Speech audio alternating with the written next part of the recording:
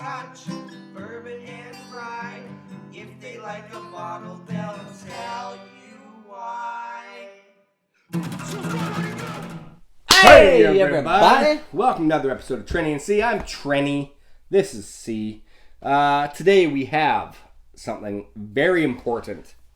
Because it is. This is the classic.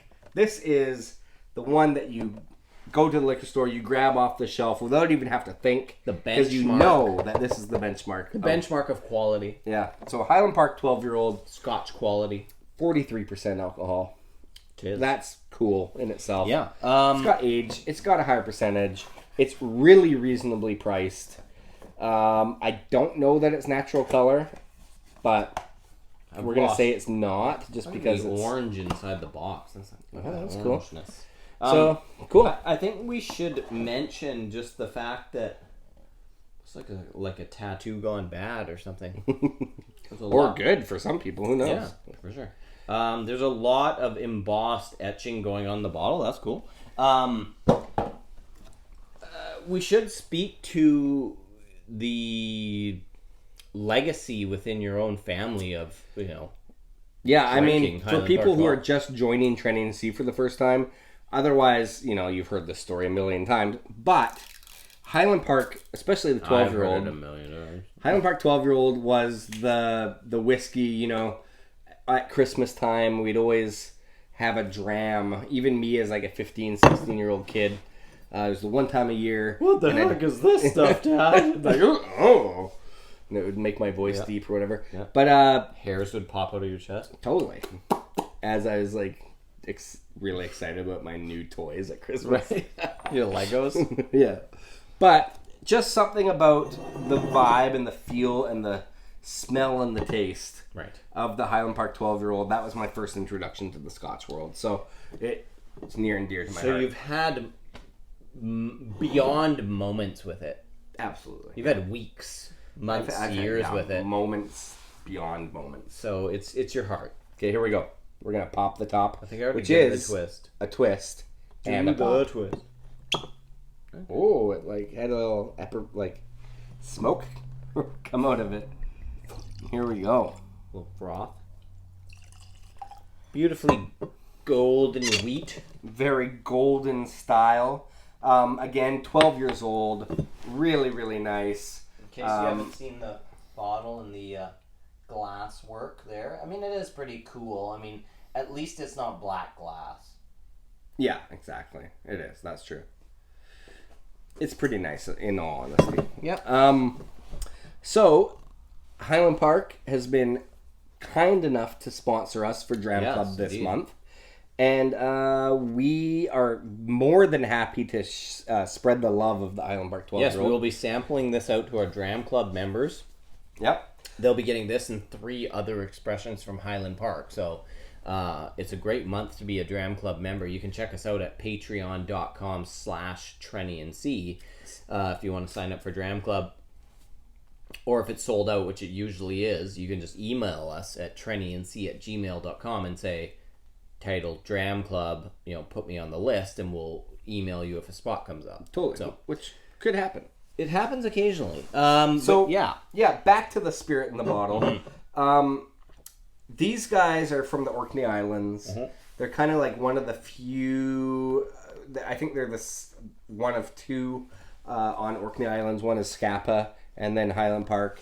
And Highland Park, they've kind of remained consistent for the most part. They've had some ups and downs in quality and bottlings, or it could be my personal palate learning, say it's new higher whiskeys, likely things that, like that. Our palates have had some downs, but which is true. But in reality, I come back to this Highland Park 12-year-old and rarely have a bad moment with it. Yeah, and Highland Park is known for its signature, its house style is that light smoke. Light smoke, really kind of honey and peat. lemon and smoky and Heather a little honey bit herbal and yeah. Okay, which so everything we just said is definitely on the nose. It's got that nice it's what is it, 43%? 43%. So It's got a a nice little nose tingle to it. Yeah. And honestly, we nice also did the sweetness. Magnus Yeah. unboxing. And this is kind of just like a higher level of density and a little bit more complex flavors going on. A little more developed. But Yeah, exactly. Like the oak and the wood sugars and the just starts showing up a little bit more. Really, really, really well done, I would say. And I mean, I'm sure there's people out there that haven't tried Highland Park and It's like will hopefully feel the same I did when I was younger, where it's like, oh, this is my jam, you know? You just know it when you smell it, but it has a maltiness. It has a almost like an orangey, smoky, citrus, totally. sweetness to it. Like, it's just Like kind of beautiful stuff. It is. Like, this can be like quite easily like it's a really nice like late fall, early winter kind of a dram outside, you know. Like, I think one thing that goes unappreciated is age statements, in the sense that think about what you were doing 12 years ago. Totally. How old are you right now? Yeah. Take 12 off of that and realize that this was just at its inception. Exactly. But and realize what an idiot you were, personally. We were 28. We can only speak through experience, I guess. I mean, realize what an idiot I was. Exactly. But okay, so also for you people out there that really like your rusty nails, You should have bought Bitcoin back then. really should have.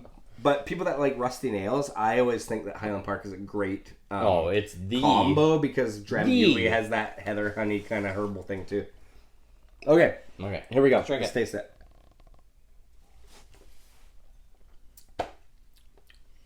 There's nothing like harsh about it, you know. Like it dries nicely. It's got just enough to let you know it's there in a way, right? Like it's not so mellow that, like, you know how a blend is just forgettable most of the time. Yeah. This is like, it has that soft gentleness, but it also has enough just little zest throughout that it kind of, it's like a spark throughout. That's like like they're firing. There's throughout. a sizzle. There's a it's like the cap gun that you shoot off, and you didn't shoot anybody, but you can still smell it. Yeah, exactly. There's a reason why the cap gun sales are through the roof. Really through the roof these days. And anyway, the smokiness. The smokiness is like cap gun smoke. Man, this is the cap gun of whiskey. It won't kill you, but man, there's something there. Highland Park marketing team, think about it. Yeah. You don't think about it. Don't think of it. It's fine. This is the worst. But okay, yeah. Again, the subtle smoke, the like nice vanilla notes, the softness, the mouth presence, like it's a really well-rounded package for the price, and it's got crushability. And I honestly think that people that are coming up as sort of novice or beginners in the whiskey Scotch world, they can move beyond some of the I mean, this is a classic too, but they can go on to something like this, and it's a little bit more complex. It has a little bit more going on. There is that kind of introduction to a slight bit of peat, slight bit of smoke. Move beyond the Glens? Beyond some of the lighter style Glens, like bourbon cask finished Glens, Move beyond the Glens and try something a little bit more out there. Because this also, I believe, is aged in sherry casks as well. So, like, it has a couple of different things going on there, which is really nice. I don't know if it says it on the box, but